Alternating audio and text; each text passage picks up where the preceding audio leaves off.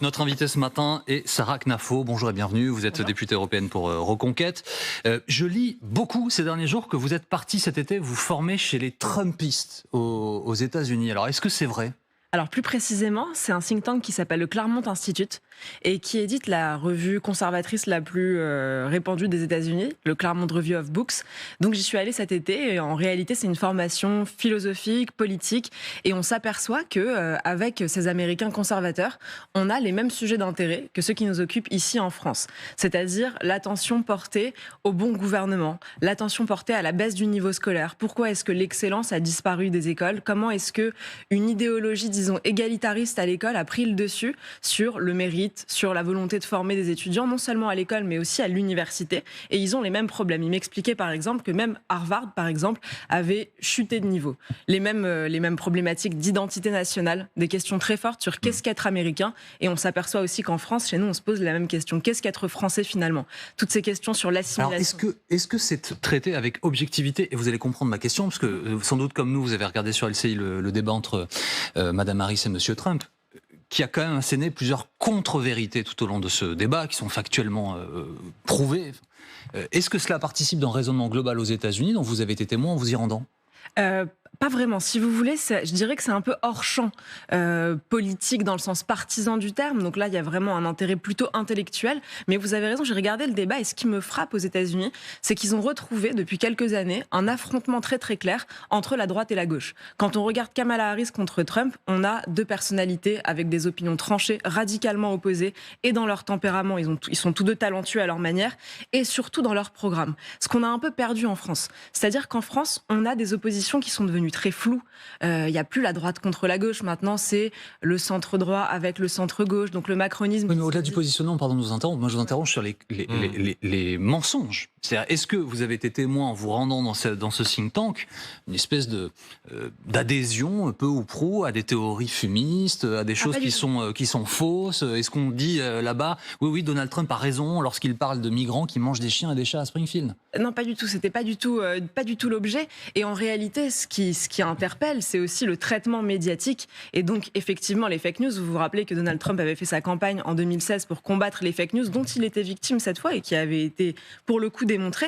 Mais sincèrement, ce qu'il faut dire en tant que Français, en tant que patriote française, que responsable française, c'est qu'on ne doit pas attendre notre salut des États-Unis. Ça dira quelque chose au monde occidental, selon le résultat qui a été choisi, selon le résultat que les Américains vont choisir. Mais vous souhaitez que Trump gagne, vous ?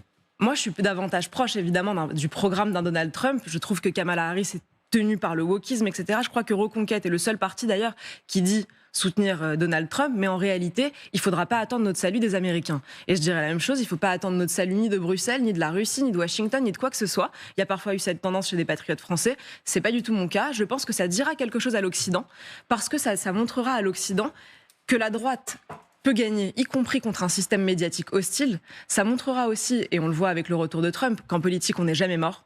C'est ce qu'il est en train de nous montrer. Mais en revanche, il faudra que les Français, les souverainistes français, les patriotes français n'attendent leur salut que d'eux-mêmes et jamais de l'étranger. Il y avait parmi les participants à ce séminaire, donc cet été en Californie, l'un des avocats de Trump qui a plaidé pour dire que cette élection avait été volée. Est-ce que vous croyez que l'élection a été volée par Joe Biden il y a 3 ans et demi ? Moi, je ne le crois pas. Alors, l'avocat dont vous parlez, c'est celui qui a démontré que dans certains bureaux de vote, il y avait effectivement eu de la fraude. Il a gagné d'ailleurs ses procès. Donc là, c'est pas une grande théorie sur le vol de l'élection. C'est montrer que dans tel bureau en Pennsylvanie, effectivement, il y avait eu une fraude électorale. C'est ce qu'il nous racontait. Il parlait plutôt d'exemples précis. Et sur ces exemples précis, il a plaidé, il a gagné. Mais non, moi, je ne crois pas qu'elle ait été volée. En tout cas, j'ai pas de preuves qui vont dans ce sens. Vous avez évoqué il y a quelques instants, la phrase m'interpelle à chaque fois, le système médiatique. Alors vous le dites dans une phrase, alors du coup on l'entend sans l'entendre, mais est-ce que c'est encore vrai ? Donald Trump, puisque nous étions aux États-Unis, a bénéficié, même s'il lui a parfois dit le contraire, on pourrait dire, pour poursuivre dans le même champ lexical, d'une complaisance d'une chaîne très importante, Fox News, on en soutient. En France, il y a aujourd'hui des questions sur les partis pris par certains médias. Ça fait encore recette chez les gens qui vous accompagnent de dire qu'il y a une défiance médiatique ? C'est pas question de faire recette, en réalité, c'est une question d'observer ce qui nous arrive. Vous citez l'exemple de Fox News, alors en France, j'imagine que vous pensez à CNews. Si vous voulez, ça fait depuis 30 ans, disons, qu'il n'y avait pas de chaîne qui représentait une grande partie des Français. Je dirais un tiers des Français qui a ses opinions, qui regardaient des chaînes qui les insultaient, parfois sur le service public, avec leur propre argent, leur propre impôt. Et c'est très récent, le fait que, on va dire, la droite ait ses propres canaux médiatiques. Mais ils sont extrêmement minoritaires. En réalité, ils sont extrêmement minoritaires. Oui, il y a un système médiatique. Quand on regarde typiquement le traitement de ce qu'on appelle des faits divers. Je regardais la une de Libération au lendemain d'une attaque au couteau en Allemagne, à Solingen. Il titrait cette attaque relance le débat sur la possession des couteaux. Typiquement, l'humanité après la mort du gendarme Éric Comines, qui titre encore un accident, encore un mort au travail. Quand on voit ça, qu'il y a une presse de gauche, je pense que ça, c'est pas un scoop de dire qu'il y a une presse de gauche. Quand on voit France Inter, Libération, L'Humanité, Quotidien, qui a les mêmes angles, qui parlent de ce qui arrive à la France de la même manière, qui, à mon avis, cache la réalité, ou la déforme, la dénature, change le sens. Il y a au moins autant de titres de presse d'un autre bord politique. Non, pas autant. Ah bon ? Non, pas autant. Absolument pas. D'autre part, vous êtes en train de parler de bord politique. Est-ce que vous vous rendez compte que c'est admettre que le service public est d'un bord politique ? C'est-à-dire qu'avec nos impôts, on paye des chaînes qui sont d'un bord politique de gauche. Vous parlez de droite, de gauche, vous parliez tout à l'heure de flou. Est-ce que justement on n'est pas à un moment de clarification ? C'est-à-dire que Michel Barnier a été nommé Premier ministre. Les médias dont vous parlez d'ailleurs n'attaquent pas Michel Barnier, ce qui est assez intéressant à repérer. Donc il vient des LR. Est-ce que finalement c'est pas une clarification ? Il va y avoir d'un côté le retour de la droite et en face une gauche qui essaie de résister, comme nous l'a dit Fabien Roussel hier, de se mettre en ordre de bataille en tout cas pour la présidentielle suivante. Est-ce que c'est pas un moment où tout change justement, où la formation dont vous faites partie était arrivée justement à la faveur du macronisme, en se disant qu'il y avait un gros espace à droite et qu'il fallait l'investir dans votre secteur très particulier. Est-ce que là, finalement, c'est pas une autre histoire qui est en train de se jouer ? Si seulement vous aviez raison, mais je pense pas que Michel Barnier sera ce grand clarificateur. Je l'ai écouté chez vos collègues de TF1 et il dit « tout le monde aura sa place dans mon gouvernement ». Et la présentatrice lui demande, mais alors est-ce que des gens de gauche auront leur place ? Et il répond, bien sûr. Oui, donc je ne crois pas. Il n'y a pas de candidat. Je ne crois pas que ce sera ce moment de grande clarification. En tout cas, est-ce qu'il a votre soutien, Madame Knafo ? Si vous voulez, moi, j'ai pas beaucoup d'espoir dans le gouvernement de Michel Barnier. J'aurais aimé jouer le jeu, dire que je lui adressais mes félicitations républicaines, qu'il allait réussir, qu'on y croyait tous. Mais pour moi, ça reviendrait à dire j'espère que les lâches vont devenir courageux, j'espère que des centristes vont devenir des hommes de droite, j'espère qu'un européiste convaincu va soudain protéger la souveraineté de la France. Mais je crois que les Français ont déjà été trop déçus, que ça fait beaucoup de mal à la politique quand, à chaque fois, là, si vous voulez, on est au 3e gouvernement en un an. Et à chaque fois, qu'est-ce qu'ils ont fait ? Quelle situation s'est améliorée ? Est-ce qu'on peut même citer un ministre sur lequel il y a eu des résultats positifs, concrets, tangibles ? Moi, je n'ai pas l'impression. Donc, j'ai pas envie de faire semblant. J'ai pas envie de donner de l'espoir aux gens et que finalement on se retrouve dans 3 mois, dans un an et demi, je sais pas à quel moment ce gouvernement tombera, mais je n'ai pas envie qu'on se retrouve à se dire à la fin, finalement on a encore été déçus. On nous a fait croire à un retour de la droite et finalement on a eu des ministres de gauche et finalement on n'a pas mené la bonne politique. Et je crois qu'au-delà du casting, ce qui va compter c'est le programme. Quel programme ils vont mettre en œuvre ? Est-ce qu'ils auront le courage, par exemple, de revenir sur les classes de niveau ? À l'école. Est-ce qu'ils auront le courage de chasser les associations de propagande de l'école ? Est-ce qu'ils auront le courage de baisser le niveau de l'immigration en France, où je rappelle qu'on a quand même 500 000 entrées légales chaque année ? Est-ce qu'ils auront ce courage-là ? Si oui, alors j'applaudirai, je reviendrai peut-être chez vous et je les applaudirai. Alors, justement, vous parlez de l'école. Dans le discours de rentrée d'Éric Zemmour, il parle des parents vigilants. Alors c'est un réseau que vous avez mis en place sur l'ensemble de la France. Vous espérez des parents vigilants dans chaque école. C'est quoi le but du jeu ? Est-ce que c'est pas rajouter du bazar que d'avoir des parents qui réagissent, qui vocifèrent avec des interventions locales. On a l'impression qu'on est plus dans une hystérisation locale que dans quelque chose qui fait avancer. Est-ce que vous pouvez nous expliquer ça ? Oui, bien sûr. Alors en réalité, c'est le contraire. C'est essayer de retirer le bazar, essayer de calmer l'hystérie. Les parents vigilants, comme leur nom l'indique, ce sont des parents. Donc ils veulent le bien de leur enfant. Ils n'ont pas du tout envie d'hystériser le débat. Ils ne vocifèrent pas. Ils nous rapportent des faits qui se passent dans l'école de leurs enfants et qu'ils jugent scandaleux. Je vais vous donner un exemple. On est à Calais, il y a une enseignante, une professeure de philosophie qui a des élèves dans sa classe. Et elle leur demande un beau matin de venir avec des affaires, des vêtements, de la nourriture. Et elle leur dit, je vais vous emmener à Calais et vous allez offrir vos vêtements, offrir de la nourriture à des migrants. Il y a un élève qui dit, moi j'ai pas envie. Je ne me sens pas d'aller faire du bénévolat comme ça auprès de migrants. C'est pas du tout mes opinions, j'ai pas envie de faire ça. Et elle lui dit, c'est une sortie scolaire obligatoire. À ce moment-là, le parent de cet enfant nous en parle, à parent vigilant. Et on se dit, c'est quand même scandaleux. On fait des recherches, on s'aperçoit que cette femme, cette professeure, dirige par ailleurs une association d'aide aux migrants. Et on se dit, elle est en train d'enrôler ses enfants, elle les enrégimente. On a des enfants de 17 ans qui sont enrégimentés, ils ne veulent pas le faire, ils sont obligés de le faire. On le dénonce. Et cette sortie scolaire est annulée. Et là, on se dit, voilà des victoires concrètes au quotidien. Et ça, malheureusement, aujourd'hui, à l'école, c'est partout. Et alors, ce que je veux dire, vous m'interrogiez tout à l'heure sur le gouvernement, est-ce qu'on peut attendre quelque chose ? Il faut savoir que pour empêcher les associations d'entrer dans l'école, il suffit d'une simple circulaire ministérielle. Il n'a pas besoin de majorité, il n'a pas besoin d'un nombre de députés extravagant, il n'a pas besoin de faire un référendum, il suffit d'une circulaire ministérielle. Empêcher toutes les associations, ça que vous souhaitez ? Il n'y a aucune association qui puisse entrer. Non, aux associations politisées, justement, je vous donne un exemple. SOS Méditerranée a le droit d'entrer dans l'école. À mon avis, ça n'est pas le lieu. Et quand on dit qu'il faut dépolitiser l'école, ça ne veut pas dire remplacer une politique de gauche par une politique de droite. C'est pas du tout mon point de vue. Nous, si vous voulez, ça nous viendrait même pas à l'esprit de dire on va remplacer à l'école SOS Méditerranée par génération identitaire. Claire. C'est pas l'objet. À l'école, ça doit être la transmission des savoirs. On ne doit pas enrégimenter des enfants. Ça, c'est l'objectif de Parents Vigilants. Et heureusement qu'on est là pour aider ces parents, pour leur permettre d'avoir une voix médiatique qui porte, pour leur permettre de susciter l'intérêt. C'est être au niveau local parce que ça fonctionne pas au niveau national. Parce qu'on a regardé avant que vous arriviez, on a vérifié, on a regardé les chiffres. Donc Reconquête, c'est un député européen, c'est vous, 16 conseillers régionaux, 4 conseillers départementaux. C'est un bilan, un maigre bilan 2 ans après le lancement du parti. C'est aussi 100 000 adhérents, c'est vérifié par huissier. On est le seul parti à avoir fait vérifier les effectifs par huissier, donc c'est le plus grand parti de France en termes militants. J'espère que ça va nous conduire à des victoires électorales plus importantes. Vous avez raison de le signaler. Ça dépend toujours du mode d'admission. C'est 75 000 parents vigilants dans toute la France, avec un objectif d'avoir à terme, à la fin de l'année scolaire, un parent par établissement pour pouvoir couvrir l'ensemble du territoire. Je pense que c'est de belles victoires pour un parti qui vient de naître. Mais Madame, oui, vous ne siégez ni avec le RN, ni avec Giorgia Meloni, ni avec le Parti conservateur. Forcément, ça vous affaiblit, ça vous isole. Mais avec l'AfD. Alors, je sais, avec l'AfD qui vient de faire 33%. Mais qui n'a pas de groupe. En Turin, je sais qu'il y a un groupe. Oui, ils font partie de l'Europe des nations souveraines. Absolument. Je suis vice-présidente d'un groupe au Parlement européen qui s'appelle l'Europe des nations souveraines. On a créé ce groupe. Donc, si qu'il y a un groupe, on n'est pas isolé, rassurez-vous. Au contraire, c'est le premier pays d'Europe, l'Allemagne quand même. Ils font 33% chez eux. Je pense que si on parle de l'Allemagne, vous vous apercevrez... aux élections dans les 3 landes de... Absolument. Et vous voyez déjà l'impact national immense de ce score, puisque 10 jours après leur résultat, Olaf Scholz annonce qu'il va remettre des frontières, qu'il va rétablir les frontières nationales de l'Allemagne.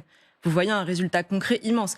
C'est-à-dire qu'en Allemagne, quand ils entendent que le peuple s'exprime d'une manière claire et sans équivoque, ils se disent on a entendu le message, c'est sans doute le sujet de l'immigration qui a fait un tel succès pour l'AfD, on rétablit les frontières nationales. Oui, mais la grande différence, pardonnez-moi, je vous interromps, la grande différence, c'est que Olaf Scholz ne va pas sortir de Schengen. Il va juste appliquer l'une des dispositions du traité qui permet effectivement, pendant une période maximale de 6 mois, renouvelable, mais de pouvoir effectivement organiser des points de contrôle sur les frontières nationales. Ce n'est pas comme s'il fermait les frontières avec... Je ne sais pas pourquoi vous dites la grande différence, parce que c'était exactement le programme de Reconquête. Donc le raisonnement de l'Allemagne est simple et implacable à mon avis. Ils disent nous protégerons nos frontières nous-mêmes jusqu'à ce que l'Europe soit capable de protéger ses frontières extérieures. C'est le programme de Reconquête. Mais c'est ce qui a été voté dans le pacte asile-immigration par le Parlement européen, de pouvoir effectivement renforcer les frontières extérieures européennes. Alors que chaque pays protège ses frontières. Si vous voulez, que l'AfD n'a pas voté. Ça fait 3 ans qu'on dit, quand on demande de protéger les frontières, ce n'est pas équivalent à proposer le Frexit. Tout le monde nous dit, mais si vous voulez rétablir les frontières, c'est que vous voulez sortir, etc. Vous êtes en train de dire que ce n'est exactement pas ça. On est parfaitement d'accord. Nous, ce qu'on veut, c'est rétablir les frontières nationales de la France. Toutes les frontières nationales. L'Allemagne est en train de montrer la voie. C'est formidable. Non, sauf que vous confondez pour un mode temporaire et définitivement. En l'occurrence, Schengen... Je pense que vous n'avez pas compris l'ironie de leur raisonnement. Quand ils disent « on protégera nos frontières nous-mêmes jusqu'à ce que l'Europe soit capable de protéger ses frontières extérieures », vous appelez ça temporaire. Dites-moi à quelle échéance l'Europe arrivera à protéger ses frontières extérieures. Mais, le pacte asile-immigration qui a été voté par le Parlement européen et par une grande majorité de partis de droite, de gauche et du centre, vise effectivement à renforcer les frontières extérieures. Donc l'Allemagne est en train de dire on n'attendra pas les effets. On protégera dès maintenant. Bravo. Madame Knafo, je voudrais revenir au chemin de Reconquête depuis sa création. Éric Zemmour se présente à l'élection présidentielle. D'ailleurs, par parenthèse, beaucoup ont reproché aux médias le surtraitement de sa propre campagne. Bon, il est donné à un moment donné presque au second tour. On ne veut pas dire traitement favorable. Il faisait les meilleures audiences. À chaque fois qu'il allait sur une chaîne, c'était le record historique de la chaîne. Non, mais Par conséquent, il a été traité, mais ça ne veut pas dire un traitement favorable. Pour être objectif, il faut l'être, je pense que moi c'est mon métier en tout cas. Il y a eu un traitement qui a été reproché par certains à Éric Zemmour. Il est donné presque au second tour à un certain moment, et puis derrière, bon, il y a un score qui est faible, et puis là on sort d'une séquence électorale que décrivait Sozik Kemener, qui est très très dure pour vous. Je lisais des papiers qui parlaient de la fin politique d'Éric Zemmour. Vous êtes la seule élue d'un parti aujourd'hui qui financièrement, même de ce fait, peut être en difficulté. Est-ce que Reconquête, 2 ans après, c'est un échec ? Non, je ne pense pas que ce soit un échec. Si vous voulez, moi je regarde d'un point de vue plus global l'impact qu'a eu Reconquête sur la vie politique française. Et je pense que personne ne peut nier cet impact. On a imposé des termes dans le débat public, on a imposé des débats. Je crois sincèrement que Reconquête, alors certains peuvent le déplorer parce qu'ils ne sont pas d'accord avec les thèmes qu'on a imposés, mais personne ne peut le nier. Même nos pires ennemis nous le reconnaissent. Et je pense que ce parti, ce jeune parti, a eu plus d'impact dans la vie politique française que bien d'autres qui alignent des candidats tous les 3 ans, qui se battent jamais pour une idée, qui se battent jamais pour des convictions. Oui, mais alors pourquoi Madame Knafo, est-ce qu'à ce moment-là, vous êtes la seule élue nationale, et vous siégez au Parlement européen, mais pourquoi est-ce que vous êtes la seule ? 0,7% aux élections législatives. Je vous rappelle qu'on était 5 à avoir été élus, puisque c'est soit 0, soit 5, donc on était 5 le soir du 9 juin. Je pense que vous savez l'histoire, on va pas y revenir. Oui, il y a eu des départs, Marion Maréchal, Monsieur Ravier, etc. Que Bardella allait devenir Premier ministre, ils sont partis, Bardella n'est pas devenu Premier ministre, bon voilà.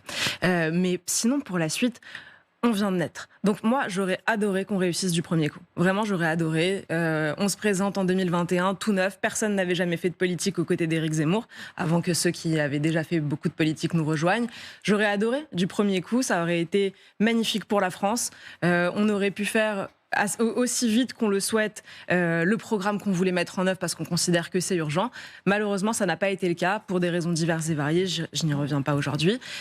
Et ensuite, on s'est dit, est-ce qu'on continue ? Est-ce qu'on continue ? Voilà, la question se pose. On sort de 2022, on a eu un espoir fou. Les Français aussi ont eu beaucoup d'espoir. À la fin, il y a eu le vote utile, etc. Mais est-ce qu'on continue ? Et quand on regarde la classe politique, on se dit, mais si on n'était pas là, qui parlerait comme nous ? Qui ferait ce qu'on fait ? Qui s'intéresserait à l'école d'un point de vue concret ? Est-ce que le principal effet de tout ça, c'est finalement, vous avez un peu recentré Marine Le Pen, vous l'avez rendue finalement plus présentable. 11 millions d'électeurs avec l'apport d'un Éric Ciotti qui finalement a joué le rôle que vous auriez pu jouer, c'est-à-dire un rôle d'addition pour Marine Le Pen. Est-ce que là, c'est pas elle que vous avez servi finalement au risque de votre disparition, en tout cas dans la représentation ? Alors moi, je réfléchis pas du tout en ces termes. À mon avis, la politique, c'est de se dire, est-ce qu'on dit la vérité aux gens, oui ou non ? Est-ce qu'on dit aux gens ce qu'ils veulent entendre ou est-ce qu'on leur dit ce qu'ils doivent entendre ? Nous, on a choisi la deuxième option. Je réfléchis pas du tout en ces termes, je sais pas qui ça va recentrer, redroitiser, etc. Je me dis, est-ce qu'on dit la vérité ? Qui d'autre dit la vérité ? Notre réponse, c'est personne. Donc on se dit, il faut continuer. C'est-à-dire que si je suis parce qu'on n'a pas le choix. Si je suis votre raisonnement, c'est-à-dire que les Français n'ont pas envie d'entendre la vérité, enfin en tout cas celle que vous portez, parce qu'à la fin des fins, vous êtes une démocrate, ce sont les urnes qui parlent, et ce sont les Français qui s'expriment. Ils vous ont donné 0,7% des voix législatives, c'est-à-dire, enfin, je ne veux pas vous manquer de respect, mais c'est quasiment rien. C'est un fait. Ça veut dire qu'ils ne comprennent pas les Français ou qu'ils ne veulent pas entendre la vérité ? Je ne sais pas combien vous faites de part d'audience généralement, 1%, 2%, 3%. Je ne vous dis pas que c'est rien du tout. Vous voyez, j'insulte pas la chaîne, elle a raison d'exister. Non mais personne ne vous a insulté, Madame Knafo. 11 millions de personnes qui regardent LCI, pardonnez-moi. Pour autant, ça existe. Vous voyez, vous avez une voix, vous portez une voix, vous défendez des choses, vous parlez de l'Ukraine, ça existe. Nous, ce qu'on porte, ça existe en France. Personne ne peut dire que ça n'existe pas. Il y a 2 manières de voir la démocratie. La première manière, c'est de dire, on va dire aux gens ce qu'ils veulent entendre à l'instant T, et on va essayer de leur plaire. Il y a une autre manière, c'est là, de dire... vous parlez du Rassemblement national ? Il y a une autre manière, notamment, mais de toute la classe politique. Et d'ailleurs, tous les Français le perçoivent. Ils sont 90% à être écœurés des partis politiques. Et la deuxième manière de voir la politique, c'est de se dire, on va essayer de les convaincre. Ça peut prendre plus de temps. Mais il faut se dire, voilà, est-ce que les électeurs votent pour nous parce qu'ils disent, parce que je dis ce qu'ils pensent, ou parce que je dis ce que je pense et que j'arriverai à les convaincre ? Ça, c'est notre manière de faire. Et on se dit, on va essayer d'imposer nos thèmes, on va essayer de montrer aux gens qu'on a raison. Et ça peut marcher. Mais il y a la question du financement. de 30 ans qui a fonctionné. Vous tenez combien de temps ? C'est-à-dire qu'il y a la question du financement politique. C'est-à-dire que pour qu'un parti existe, vous le savez mieux que personne, il y a besoin de subsides. Alors sur ce point-là, rassurez-vous, le financement, on a des gens qui nous soutiennent. Je vous ai dit qu'on était le premier parti de France en termes militants. On a énormément de soutien. Il y a beaucoup de gens qui y croient, qui regardent pas la politique uniquement à l'instant T, mais qui se disent il y a un potentiel énorme. Il y a un potentiel énorme dans la société française. Il y a un potentiel énorme parce que nos convictions sont de plus en plus partagées. Je vous donne un dernier exemple et j'en finis par là. Giorgia Meloni était à 2% il y a 4 ans. Aujourd'hui, elle est Premier ministre de l'Italie. Ça existe en politique, des succès qui sont rapides, des échecs qui finissent par des succès, c'est la vie. Merci beaucoup Madame Knafo d'avoir été avec nous ce matin en direct sur LCI.